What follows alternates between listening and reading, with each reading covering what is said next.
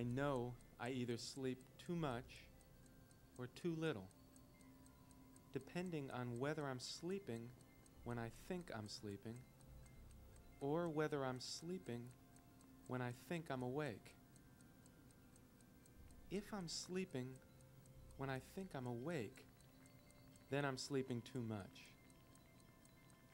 But if I'm sleeping when I think I'm sleeping, then I'm hardly sleeping at all. See, the problem is that the difference between sleep and consciousness has become blurred, and I only know if I'm awake by knowing the time of day. If it's nighttime, I must be dreaming.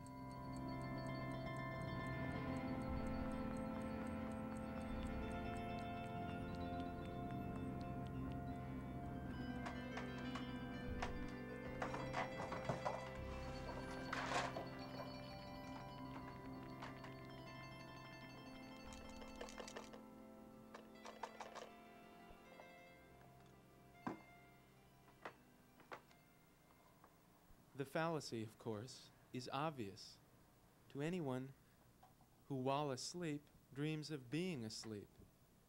When you wake up, you're still asleep. So sometimes I worry that while sleeping, I'll have dreamed that it's afternoon. Then, thinking I'm awake, I'll believe that what's only a dream was actually real. That's why I began collecting souvenirs, bringing them back home as proof that I'd been out when I thought I was out.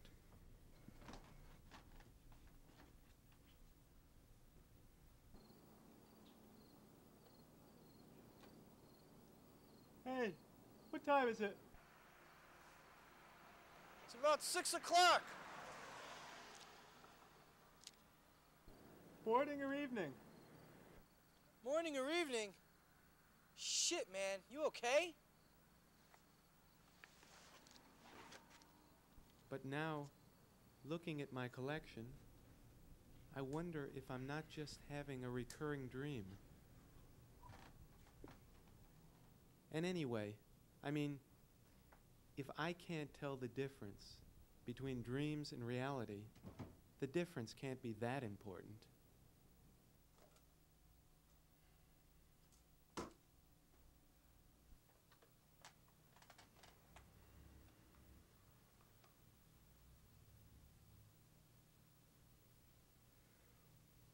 Leon? Yeah. Yeah. What's going on? Leon, what time is it? The time? Yeah. Is that you? What time is it? That's why you called? To ask the time? My clock broke. Your goddamn clock broke, so you called me to ask the goddamn time? Jesus I just wanted Christ. to be sure. What the hell's wrong with Have you? we rehearsed today already? Or not? Jesus Christ. What's that supposed to mean? Did we rehearse or didn't we? If we had our rehearsal, had I been there?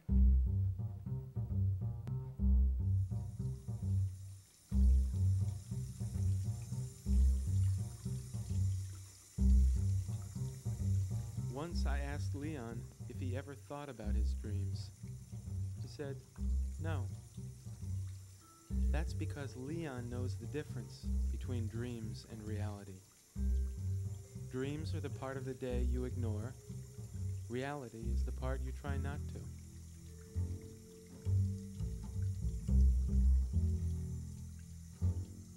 My father found a way to ignore his dreams. He never slept. He had a neurotic need for activity. It's precisely because we have nothing to do, he'd say, that we must get up early. Faced with the prospect of a long day, men learn to make themselves productive.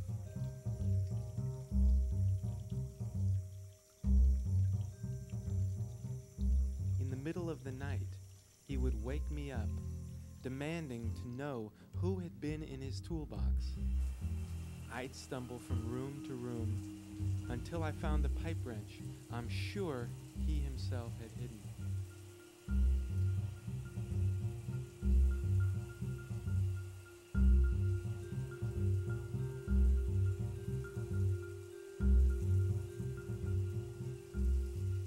Then we'd start to work, adding plumbing fixtures to things that had no plumbing.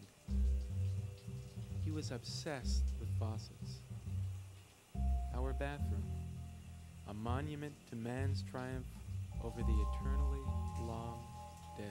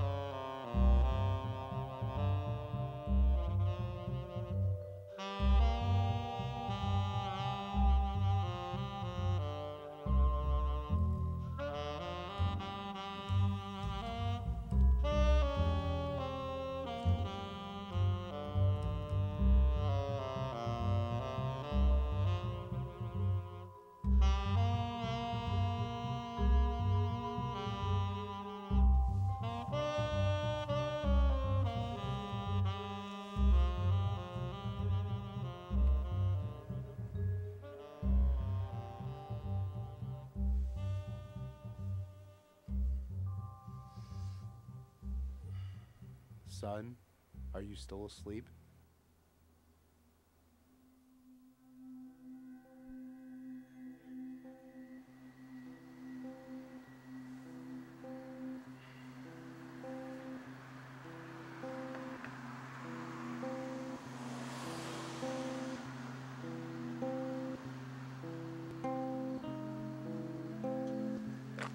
Excuse me, you got the time?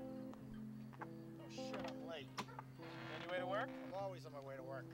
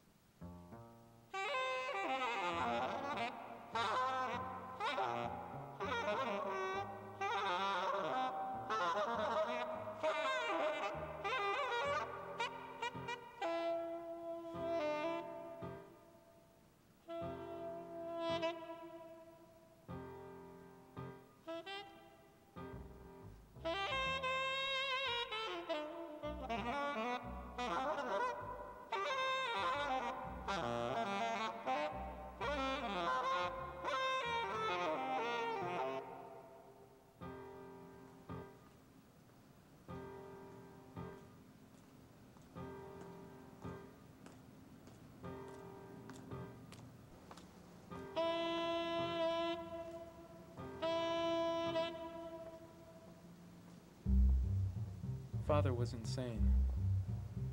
I'm sure he was. Still, it's hard to blame him for my own sleep disorder. There, I did it again. I called it a sleep disorder. That's in deference to people like Leon, whose supremely rational senses tell them that I indeed have a problem.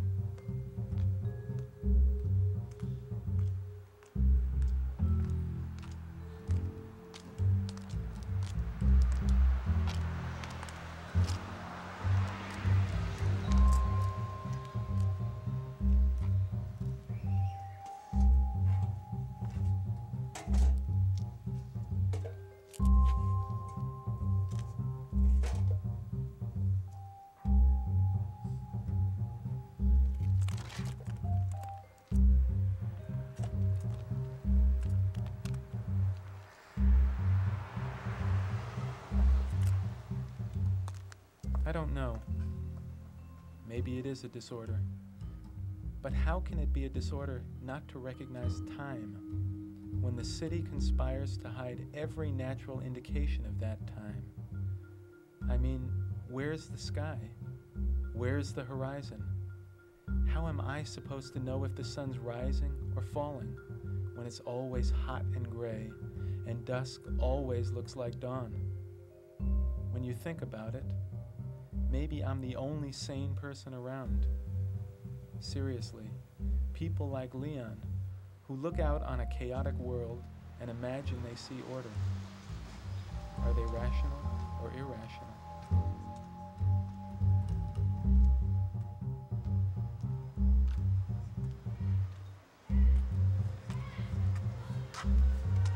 Anybody got the time?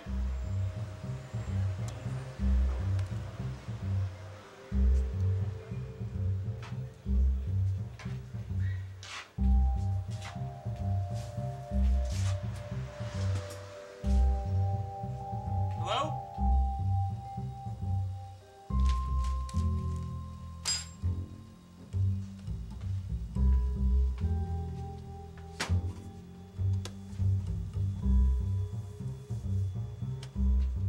Coffee?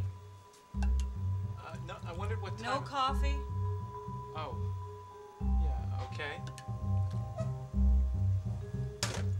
But now the real problem occurs to me. If I don't have a disorder, Leon does. And if Leon doesn't, I must.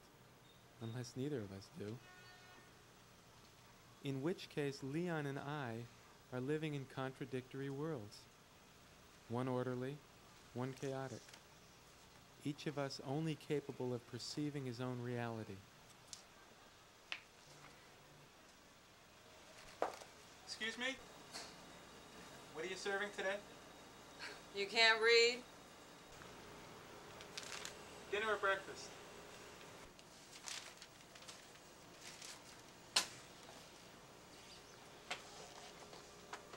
What is it that you want? Eggs? How do you want them cooked? I'll have the number 2, scrambled. This being so, it seems absurd to think that somehow we'll interpret signs within our different realities in such a way that Leon and I will actually come together on the same street at the same time, just as we said we would.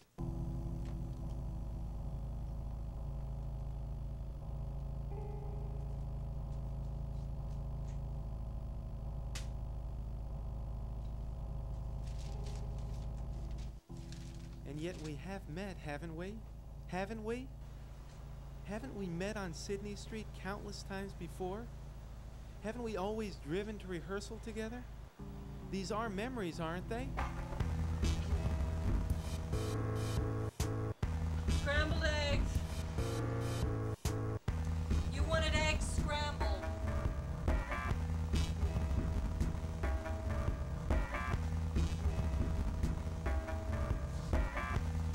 Eggs scrambled. No, thanks. Just...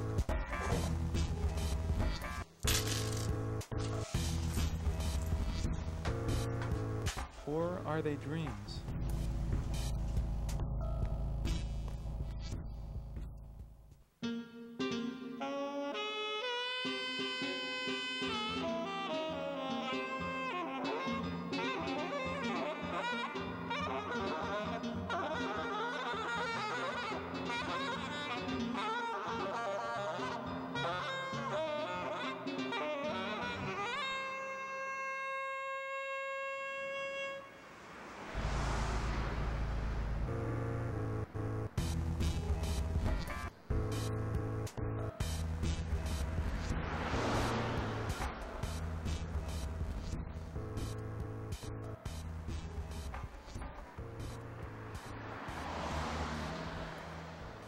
Or so I thought. I think I thought. While I was standing under another hot gray sky, waiting for Leon to pick me up for rehearsal. Standing there in the thin shade of my black umbrella, I imagined a bead of sweat rolling down my cheeks and from my armpits, down my legs, into puddles on the ground. Puddles that spill into the gutters and sewers, in harbors and oceans. It seemed like I'd been waiting for hours, Whether or not Leon showed up wasn't important. What if he didn't show? It wasn't important that Leon show up, or that I make rehearsal. It was only important that I know whether Leon would show up. Until I came to some conclusion regarding that, I was stuck. Excuse me? Have you got the time? I considered phoning Leon once again, but afraid that he'd show up the second I stepped away, I decided I couldn't leave. And there was the rub. If Leon arrived as soon as I left, that meant he wouldn't come until I actually were to leave. But if I did leave, and he came, he'd be furious with me. Excuse me, have you got the time? Oh, it's about 1/2 a hair on her freckle. You don't know the time? Hey, all I'm asking for is the time. Doesn't anybody on this goddamn planet know the goddamn time? Why won't anyone tell me the time?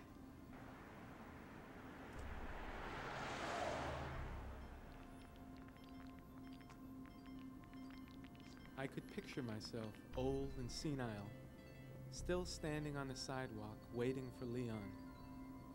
And although I know I was being irrational, I couldn't help blaming Leon, who now held enormous power over me. I felt like his fool. He was in my head, in every thought. I had become fixated on Leon.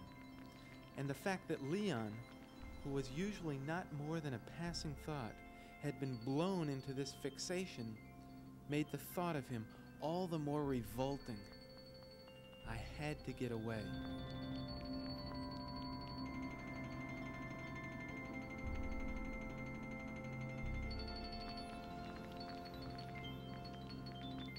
I was shaken by how odd the world had become, how unfamiliar the street I had lived on for years. Why was everybody being so strange? Where the hell am I? Why don't I recognize this place? My God, I must be dreaming. But if I'm dreaming, it must be nighttime.